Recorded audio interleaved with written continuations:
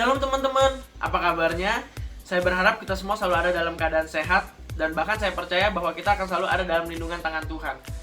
Untuk mendapatkan informasi seputar ibadah, teman-teman dapat menghubungi mentor kalian masing-masing atau dapat melalui Instagram @gcwongkito. Lalu bagi teman-teman yang membutuhkan dukungan doa, teman-teman dapat menuliskan pokok doa kalian melalui direct message Instagram @gcwongkito atau @stevigracia. Bagi teman-teman yang rindu menabur atau memberikan persembahan, teman-teman dapat menabur melalui rekening GBI Musi Palam Indah yang tertera di layar berikut. Nah, untuk online service kita minggu ini akan bertemakan willingness to wait, yang berarti bersedia untuk menunggu dalam proses. Maka dari itu, saya mengajak untuk membuka ayat di Yesaya 40 ayat 31. Tetapi orang-orang yang menanti-nantikan Tuhan mendapat kekuatan baru. Mereka seumpama Raja Wali yang naik terbang dengan kekuatan sayapnya. Mereka berlari dan tidak menjadi lesu, mereka berjalan dan tidak menjadi lelah. Saya berdoa biarlah ayat ini menjadi perenungan kita di 1 minggu ke depan. Online service kita minggu ini akan dilayani oleh Ko Andrew. Saya mengajak kita semua untuk dapat fokus dalam mengikuti online service kita minggu ini. Maka dari itu sebelum mulai online service kita, saya mengajak kita semua untuk berdoa. Bapa, dalam nama Tuhan Yesus, kami sungguh bersyukur Tuhan buat penyertaan-Mu buat hidup kami sampai saat ini. Dan kami juga bersyukur Tuhan buat kasih-Mu Tuhan yang udah ada Tuhan terus dalam hidup kami Tuhan. Kami percaya Tuhan bahwa Engkau hadir di tengah-tengah ibadah online service kami Tuhan pada minggu ini. Dan kami pun percaya Tuhan akan ada benih-benih firman yang baru Tuhan yang akan ditabur dalam hati kami. Dan biarlah Tuhan kami berdoa biarlah benih itu Tuhan dapat berbuah Tuhan dan buahnya dapat dinikmati oleh orang di sekitar kami. Ya Bapa, biarlah Tuhan Kau bantu kami Tuhan untuk dapat mengerti dan bahkan dapat melakukan firman yang akan dibagikan oleh Ko Andrew Tuhan dalam kehidupan sehari-hari kami. Terima kasih Tuhan, kami siap untuk mengikuti ibadah online service-Mu Tuhan. Hanya dalam nama-Mu kami telah berdoa dan mengucap syukur. Haleluya, amin. Shalom teman-teman, selamat datang di online service GC GBI Musim Palam Indah, Palembang. Saya percaya kita ada hari ini itu semua karena penyertaan, semua karena kemurahan-Nya Tuhan. Saat ini saya mau ajak kita semua untuk sama-sama menyembah Tuhan. Saya percaya dimanapun teman-teman mengikuti ibadah ini saat ini, Roh Tuhan, hadirat Tuhan tetap bersama dengan kita. Mari Kau siapkan hatimu saat ini, berikan sikap yang terbaik saat ini. Kami datang ya Bapa, kami datang ya Tuhan, anak-anak-Mu di hadapan-Mu. Hari ini Tuhan, bersama-sama kami menyembah-Mu, meninggikan nama-Mu. Sebab Kau baik ya Bapa. Sebab kasih setia-Mu Tuhan tidak pernah berkesudahan dalam hidup kami ya Tuhan. Terima kasih ya Tuhan. Terima kasih kalau kami udah punya Engkau. Mari angkat pujian ini kan katakan, dekat padamu itu rinduku,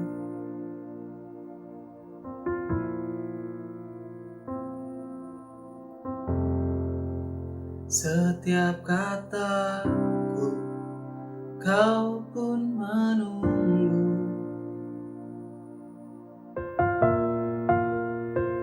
Tak kusangka ku temukan satu kasih yang abadi.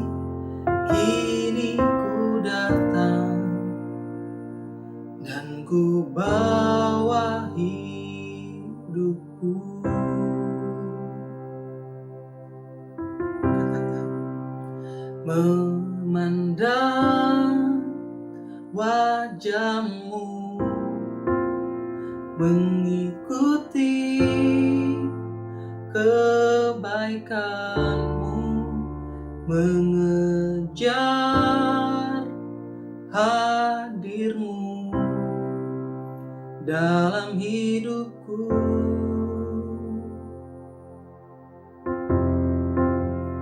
Membawa sembahku, menyatakan kebesaran-Mu, mengejar hadirmu dalam hidupku.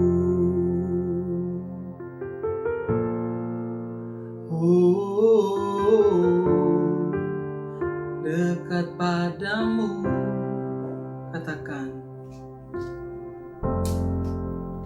Dekat padamu, itu rinduku.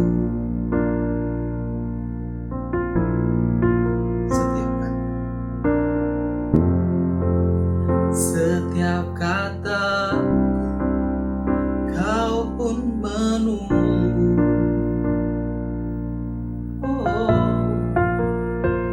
Tak kusangka ku temukan satu kasih yang abadi. Kini ku datang dan ku bawa hidupku.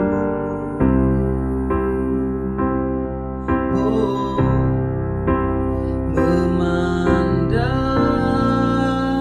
wajahmu, mengikuti kebaikanmu, mengejar hadirmu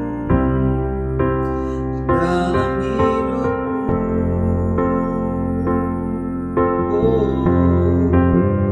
Membawa sembahku, menyatakan kebesaran-Mu, mengejar hadir-Mu dalam hidupku. Katakan memandang wajah-Mu, mengikuti kebaikan-Mu, mengejar hadir-Mu di dalam hidupku.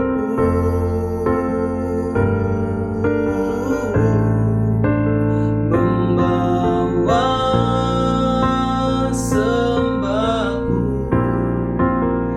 menyatakan kebesaran-Mu, mengejar hadir-Mu dalam hidupku.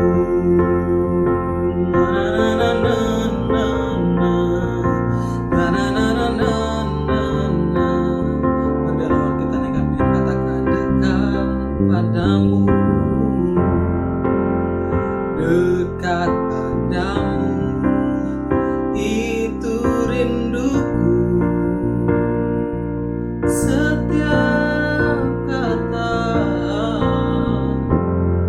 dan setiap kataku, kau pun menunggu.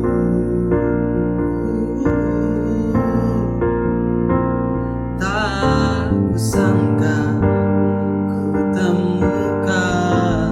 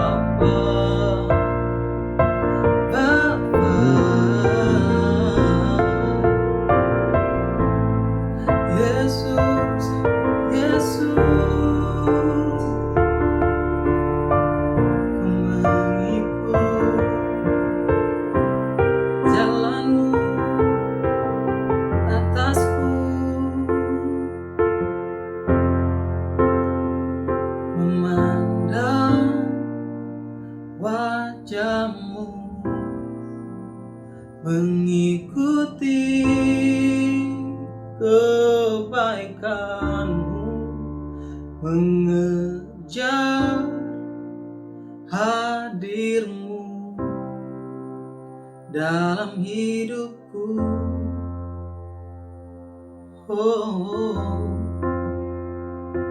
Membawa sembahku, menyatakan kebesaranmu, mengejar hadirmu di dalam hidupku.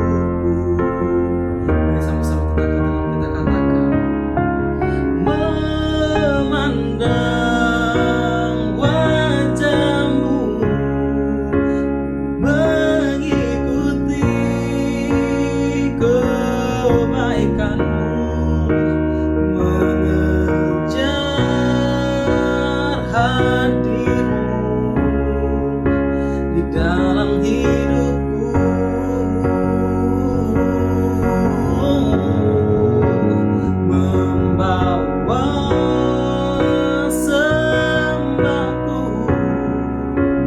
menyatakan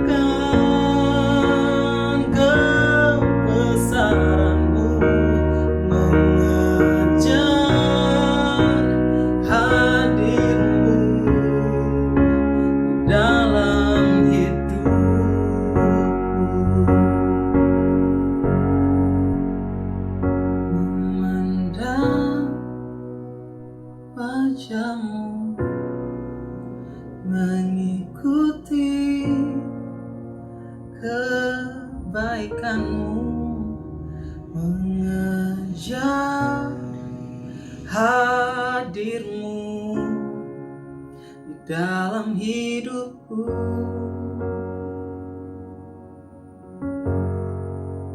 Membawa sembahku, menyatakan kebesaranmu, mengejar hadirmu dalam hidupku.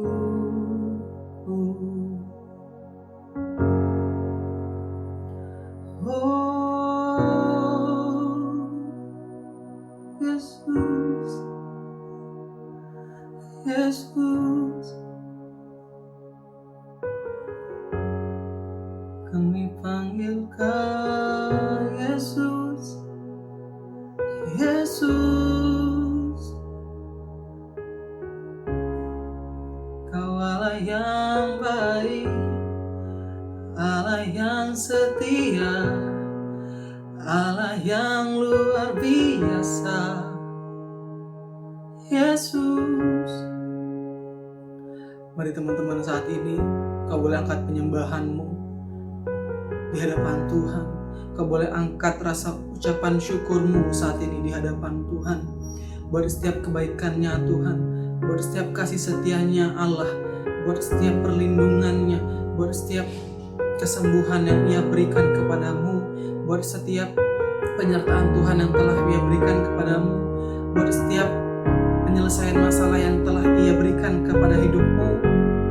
Sebab Dia yang layak teman-teman, sebab Dia hanya Yesuslah yang layak untuk kita sembah, untuk kita muliakan saat ini. Mari kau angkat suaramu saat ini di hadapan Tuhan. Memujimu, bersyukur buat kasih-Mu atasku, dalamku ya Roh-Mu Tuhan. Tak pernah Kau biarkan, tak pernah Kau tinggalkan Bapa. Izinkan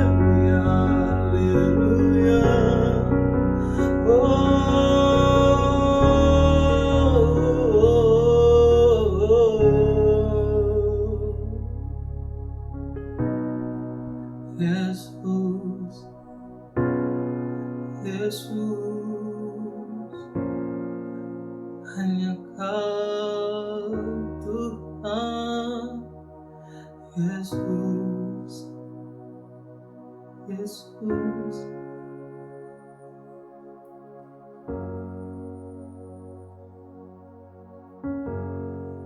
Terima kasih ya Bapa.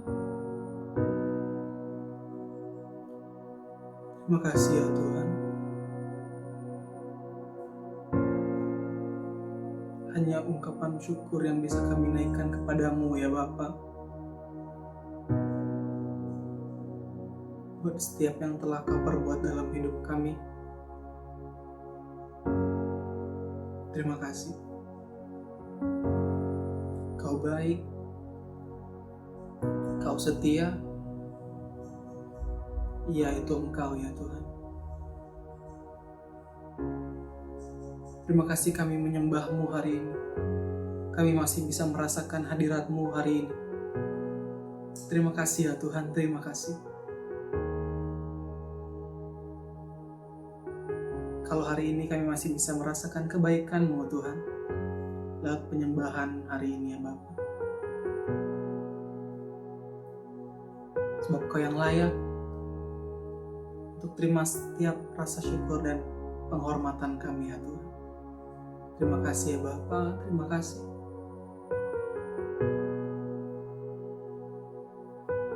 Tuhan, kalau sebentar kami ingin mendengarkan firman-Mu ya Bapa, kiranya Kau yang sertai kami. Terima kasih ya Tuhan. Amin.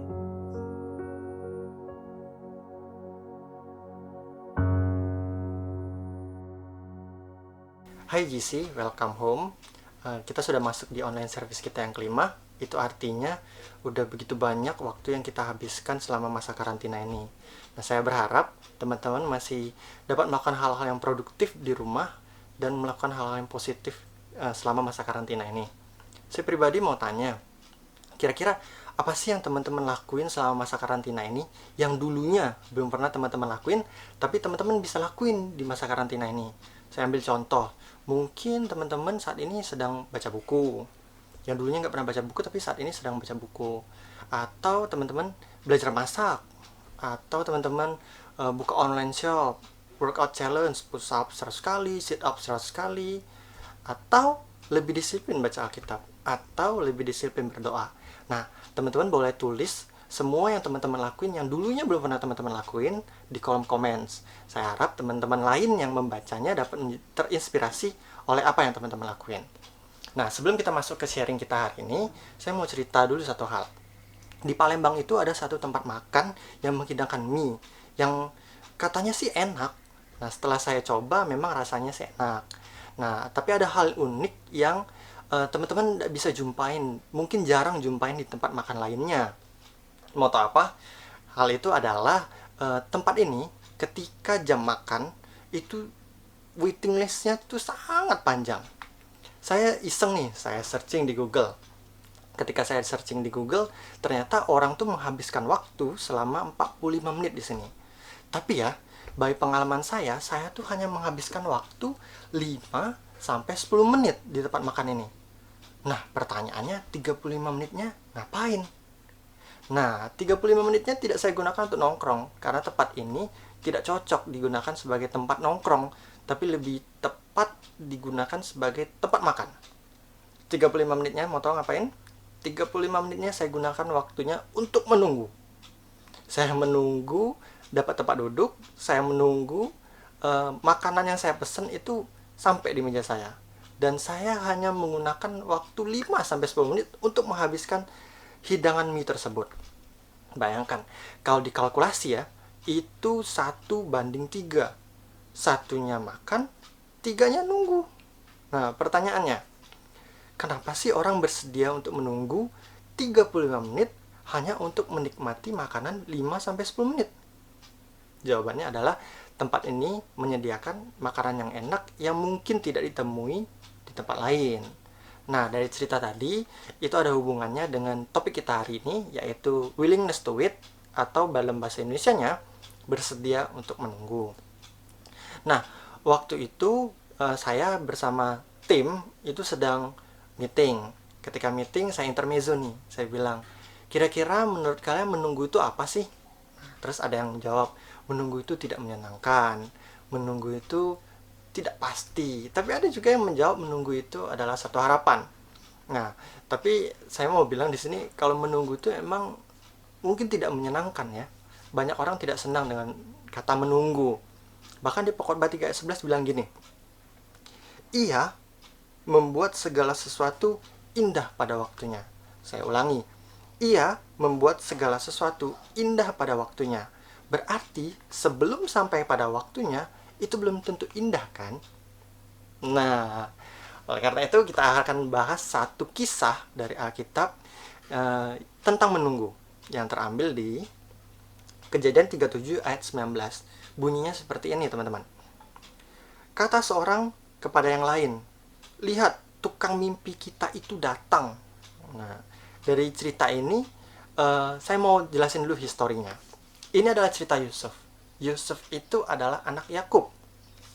Nah, Yusuf itu disayang sekali oleh bapaknya Yakub. Dia dibeliin jubah yang maha indah, tertulis di Alkitab kayak gitu. Dan ada hal unik yang dialami oleh Yusuf. Hal uniknya adalah dia dapat mimpi dari Tuhan. Nah, bukan kaleng-kaleng, dapat mimpi dari Tuhan. Jadi ada dua mimpi yang dia alami. Mimpi pertama, dia lagi mimpi ngikat gandum. Abang-abangnya juga ngikat gandum.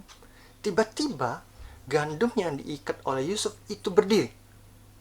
Nah, dan gandum yang diikat oleh kakak-kakaknya itu sujud nyembah gandumnya Yusuf. Hal kedua, dia mimpi matahari, bulan, dan 11 bintang lainnya itu sujud nyembah Yusuf. Wah, sontak Yusuf langsung menceritakan itu kepada kakak-kakaknya, ceritain itu ke papa dan mamanya. Saya nggak tahu ya motivasi Yusuf kenapa ceritain itu ke kakak-kakaknya, ceritain ke papa mamanya. Tapi mungkin Yusuf terlalu senang dengan mimpi itu, sehingga dia mencari orang yang paling dekat dengan dia, yaitu keluarganya. Lalu dia cerita. Mungkin teman-teman juga ngalami hal yang sama. Ketika teman-teman mimpi ketemu gebetan, langsung ceritakan ke teman, ke ayah, ke ibu, mungkin ke saudara kalian. Atau motivasi kedua Yusuf, dia mau mimpi itu cepat tercapai, sehingga dia ceritain itu ke kakak-kakaknya, ceritain itu ke ayah dan ibunya. Nah, tapi apa yang terjadi? Apakah Yusuf mendapatkan mimpi itu secara instan? Jawabannya teman-teman pasti tahu. Yusuf ketika sudah cerita dengan kakak-kakaknya semakin iri sama Yusuf. Lalu membuang Yusuf ke sumur dan dijualnya ke orang Midian jadi budak. Nah, bukankah kita juga terkadang sama seperti itu kejadiannya? Tapi saya jelasin dulu ya. Mimpi di sini bukan konotasinya definisi secara sempit, yaitu bunga tidur, bukan. Tapi juga bisa diartikan sebagai panggilan Tuhan, bisa juga diartikan sebagai target, tujuan, cita-cita, apa yang teman-teman mau capai di depan. Terkadang tuh ketika kita punya mimpi, kita punya target, kita punya tujuan, kita punya apa yang mau kita capai di depan, terkadang tuh kita maunya tuh nggak lama-lama lah, atau istilahnya nggak pakai lama lah untuk sampai ke mimpi itu. Benar nggak? Sama kan seperti Yusuf, dia langsung ceritain tuh ke kakak-kakaknya, sehingga tapi yang terjadi adalah Yusuf tidak langsung dapat mimpi itu. Dia tidak langsung mencapai mimpi itu. Sama seperti kita juga tidak bisa langsung mencapai mimpi itu. Contohnya, mungkin ada beberapa orang yang cita-citanya saat ini mau jadi YouTuber. Lalu buat account YouTube, lalu buat satu video, lalu berharap punya subscriber sebanyak Atta Halilintar, 23,1 juta. Atau mungkin ada yang punya cita-cita sebagai dokter saat ini, tapi nggak mau lama kuliah kedokteran, nggak mau jadi koasisten lama-lama. Atau teman-teman saat ini sedang mungkin berdoa buat orang, tapi orang ini nggak pernah berubah. Wah, teman-teman lalu stop berdoa. Nah, berdasarkan kisah Yusuf tadi, saya mau tekanin bahwa ternyata mimpi itu tidak bisa kita dapatkan secara instan. Bahkan ya, mie instan saja tidak seinstan itu penyajiannya. Dia butuh direbus, dia butuh di-plating, baru dimakan. Ya enggak? Nah, jadi yang kita pelajari adalah mimpi itu tidak bisa kita instan kita dapat. Butuh tahap yaitu menunggu. Nah, kalau teman-teman saat ini sedang menunggu, saya punya kabar baik buat teman-teman.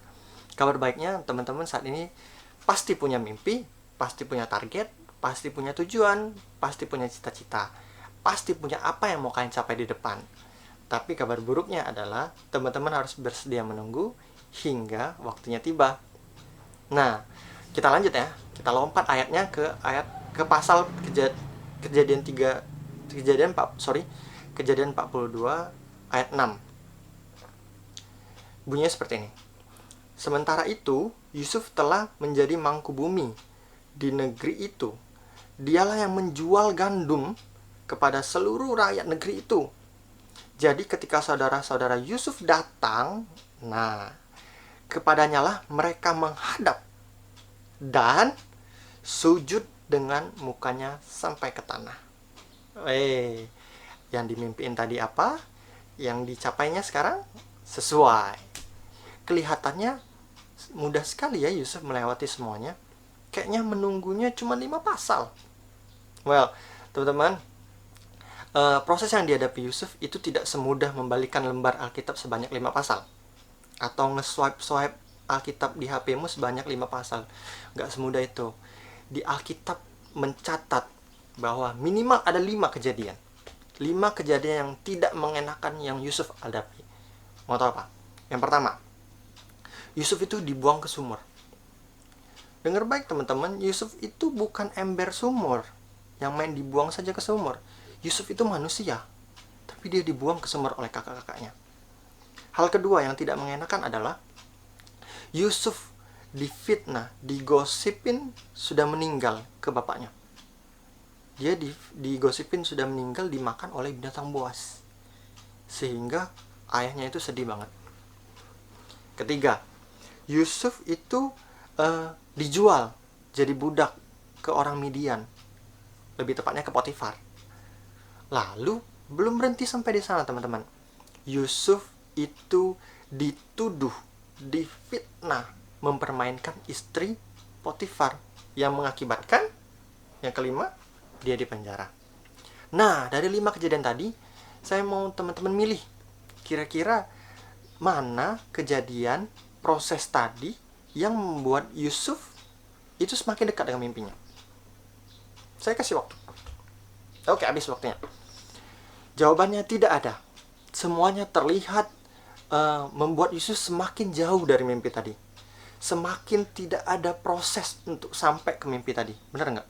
Tidak ada progres sampai ke mimpi tadi. Bukankah terkadang kejadian Yusuf itu juga sama dengan kita? Kadang-kadang kita punya mimpi, kita punya tujuan, kita punya panggilan, kita punya cita-cita, kita punya target. Ketika kita sudah bulatkan hati untuk dapatkan itu, lalu apa yang terjadi? Kejadian seolah-olah membuat kita semakin jauh dengan mimpi itu. Kejadian membuat seolah-olah tidak ada progres sama sekali untuk sampai ke mimpi itu. Saya kasih contoh.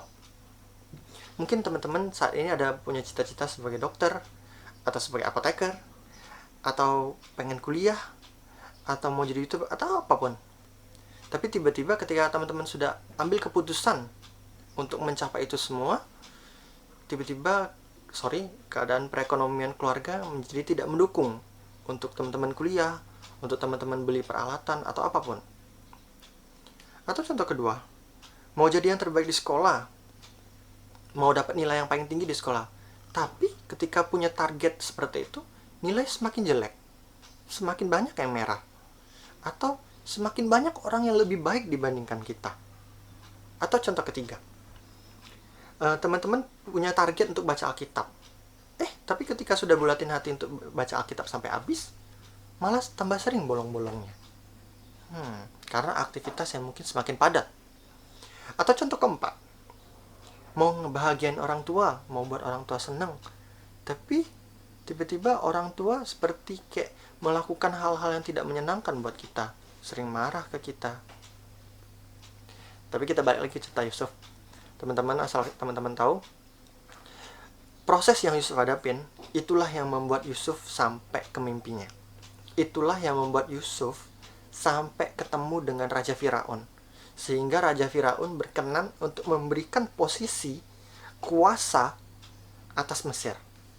Yusuf punya kuasa dan kendali atas Mesir karena proses yang tidak menyenangkan tadi.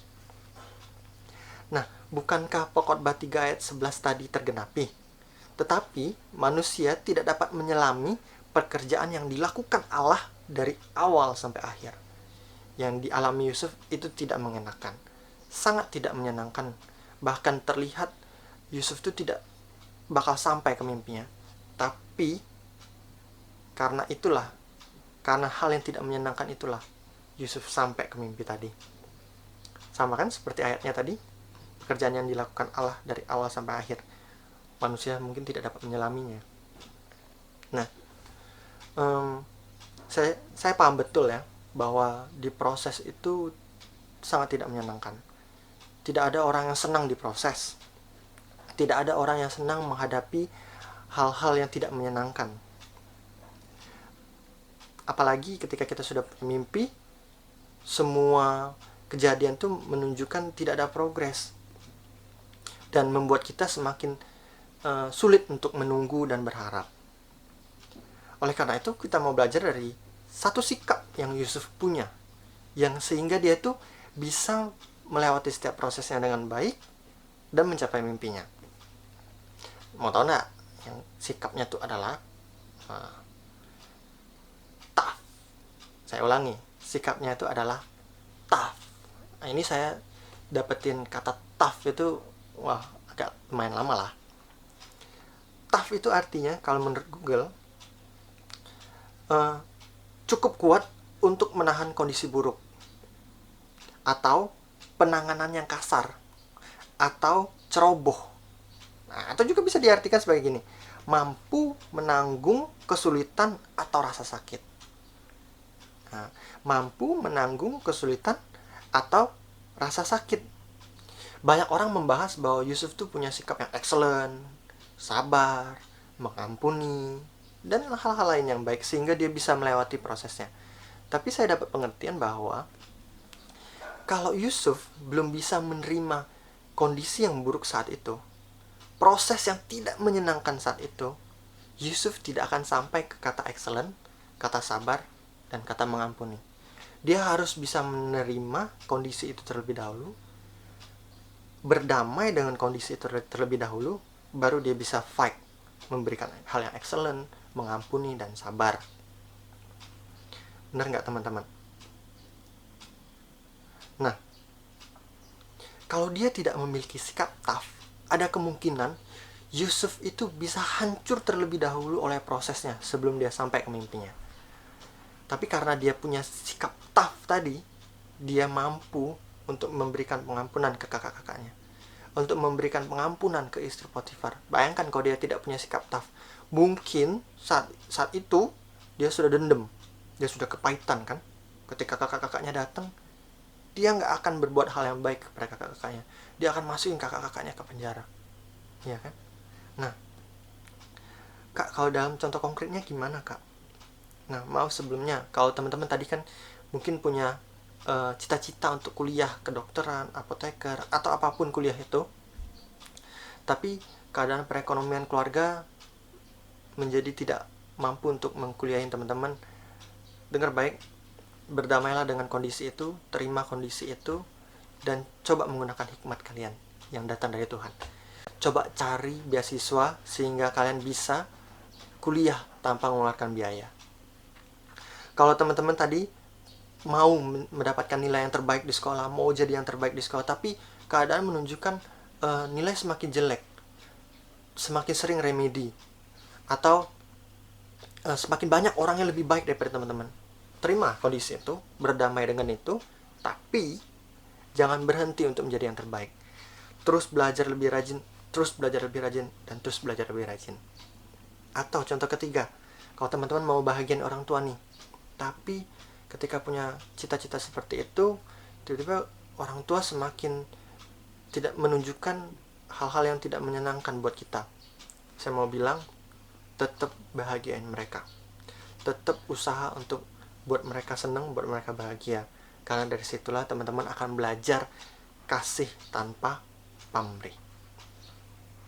Nah, pelajaran utama yang kita ambil adalah selama menunggu mimpi kita tercapai, miliki sikap tough untuk dapat melewati setiap prosesnya dan nikmati saja prosesnya. Walaupun saat ini kondisi teman-teman tidak menunjukkan progres, bukan berarti penantian teman-teman itu sia-sia. Tapi percayalah bahwa proses tadi itu yang membuat teman-teman layak sampai ke mimpi tersebut. Oke, saya mau closing. Saya mau kutip lagi pasal yang dibawakan oleh konselor tadi di Yesaya 40 ayat 31. Tapi saya mau menggunakan versi bahasa Indonesia masa kini. Bunyinya seperti ini, teman-teman. Tetapi orang yang mengandalkan Tuhan akan mendapat kekuatan baru. Mereka seperti burung rajawali yang terbang tinggi dengan kekuatan sayapnya. Mereka berlari dan tidak menjadi lelah. Mereka berjalan dan tidak menjadi lesu. Saya ulangin ya. Yesaya 40 ayat 31 bilang gini, tetapi orang yang mengandalkan Tuhan akan mendapat kekuatan baru. Mereka seperti burung rajawali yang terbang tinggi dengan kekuatan sayapnya. Mereka berlari dan tidak menjadi lelah. Mereka berjalan dan tidak menjadi lesu. Kalau di masa sulit sekarang ini, membuat teman-teman semakin jauh dari mimpi teman-teman, semakin jauh dari tujuan, semakin jauh dari target, semakin jauh dari apa yang mau teman-teman capai. Saya mau cuman bilang, tetap andalkan Tuhan, lalu wait and see. Kenapa Yusuf bisa melewati proses yang begitu panjang, yang begitu tidak mengenakan dengan berhasil? Selain dia memiliki kata tough, ada dua kata yang selalu ada di setiap proses Yusuf. Kata tersebut adalah Allah menyertainya. Teman-teman, saya mau katakan bahwa ketika Allah menyertaimu, dengar baik, ketika Allah menyertaimu, segala sesuatu akan diberikan kepada kamu ketika kamu meminta. Segala sesuatu akan kamu dapatkan ketika kamu mencari. Segala pintu akan terbuka ketika kamu mengetuk. Namun, kamu harus menunggu hingga Ia membuat segala sesuatu indah pada waktunya. Well, saya selesai dan saya mau bilang selamat menunggu teman-teman. Mari kita berdoa. Bapa, terima kasih Tuhan buat hari ini, buat kami boleh mendengarkan isi hatimu, buat kami boleh belajar mengenai willingness to wait atau bersedia untuk menunggu Tuhan. Bapa, berikan setiap mimpi, setiap tujuan, setiap target, setiap cita-cita, setiap apapun yang mau kami capai sesuai dengan kehendak-Mu Tuhan. Dan berikan kami hati untuk bersedia untuk menunggu Tuhan. Selain itu juga Tuhan, berikan kami satu sikap, yaitu tough ya Tuhan, bersedia untuk menerima setiap proses yang Kau berikan ya Tuhan, setiap proses yang tidak menyenangkan ya Tuhan. Buat kami bersedia untuk menerima itu semua Tuhan, hingga kami dapat menjadi layak untuk mencapai mimpi kami ya Tuhan. Ajarin kami atas benih ini, atas firman ini, biarlah bukan hanya manis untuk didengar ya Tuhan, tapi juga manis untuk dilakukan ya Tuhan. Kami juga berdoa ya Tuhan buat bangsa Indonesia ini Tuhan, biarlah Engkau Allah yang ikut campur ya Tuhan, yang buat segala sesuatunya menjadi semakin baik ya Tuhan. Dan kami percaya satu hal ya Tuhan, keadaan di dunia ini, di Indonesia ini Tuhan, di Palembang Tuhan, boleh terjadi itu semua karena rencana-Mu Tuhan. Dan kami percaya rencana-Mu jauh lebih baik dibandingkan apa yang kami rencanakan ya Tuhan. Kami juga berdoa Tuhan buat gembala kami, Pak Sabta ya Tuhan, biarlah Engkau yang tahu Tuhan apa yang hamba-Mu ini lakukan ya Tuhan. Biarlah terus Kau yang berikan kesehatan, Kau yang berikan hikmat lebih lagi untuk bisa melayani di kondisi seperti ini ya Tuhan. Kami juga berdoa Tuhan untuk Ces TV ya Tuhan, dan beserta wakil-wakilnya ya Tuhan. Biarlah Engkau yang kasih hikmat, kasih pengertian ya Tuhan untuk dapat memimpin JC ke depan ya Tuhan. Biarlah melalui mereka Tuhan kami dapat memenangkan lebih banyak generasi muda, lebih banyak generasi muda yang mau mendengarkan perkataan-Mu ya Tuhan. Terima kasih Tuhan, kami alaskan setiap doa kami ke dalam tangan-Mu yang penuh kuasa, dan kami hanya berdoa dalam satu nama ya Tuhan, yaitu Yesus Kristus Tuhan kami. Yang sudah berdoa sama-sama katakan amin. Shalom teman-teman. Nah, kalian udah dengar kan khotbah dari Koyantur sebelumnya? Jadi di hari ini aku bakal bawain level up tentang willingness to wait atau bersedia untuk menunggu dalam proses. Sebelum itu kita buka Alkitab kita di Pengkhotbah 3 ayat 11. Ia membuat segala sesuatu indah pada waktunya, bahkan ia memberikan kekekalan dalam hati mereka, tetapi manusia tidak dapat menyelami pekerjaan yang dilakukan Allah dari awal sampai akhir. Nah, teman-teman, di sini aku bakal mengilustrasikan tentang perumpamaan sebuah apel. Pada suatu ketika ada dua orang pemuda yang meminta apel kepada Tuhan. Singkat cerita, Tuhan memberikan masing-masing benih apel kepada mereka. Orang yang pertama merasa kecewa terhadap Tuhan. Tuhan, aku kan mintanya apel. Kok Tuhan malah kasih benih apel sih? Kok Tuhan gak kasih secara langsung aja? Karena kecewa, ia pun pergi meninggalkan Tuhan. Tetapi berbeda dengan orang yang kedua, ia mensyukuri setiap berkat yang Tuhan berikan.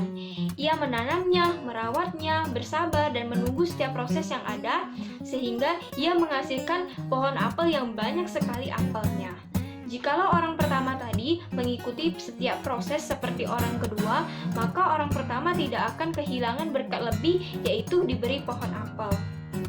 Nah, teman-teman, seringkali kita itu meminta sesuatu yang instan kepada Tuhan. Tapi terkadang Tuhan tidak memberikan itu secara langsung, karena Tuhan tahu yang terbaik untuk kita. Tuhan gak memberikan apa yang tepat di waktu yang cepat, tetapi Tuhan akan memberikan apa yang tepat di waktu yang tepat pula, sama seperti perumpamaan apel tadi. Sekian level up dari saya, semoga bisa memberkati kalian semua. Sampai jumpa lagi, dadah! Teman-teman, kita sudah dengarkan firman Tuhan, biar firman ini jadi berkat dan kekuatan buat kita semua. Sebentar kita akan akhirin ibadah online kita hari ini. Siapkan hatimu untuk kita bisa terima berkat dari Tuhan. Mari angkat kedua tanganmu, tinggi-tinggi di hadapan Tuhan. Siapkan hatimu untuk terima berkat dari Tuhan kita. Teman-teman, terimalah berkat, kasih dan sukacita dari Tuhan Allah kita. Diberkatilah hidupmu, diberkatilah masa depanmu, supaya hidupmu terus jadi berkat dan hidupmu terus berbuah, untuk buahnya bisa dinikmati oleh banyak orang, mulai dari hari ini dan sampai Tuhan Yesus datang dan sampai selama-lamanya. Yang sudah terima berkat dari Tuhan, sama-sama kita sorakan, amin.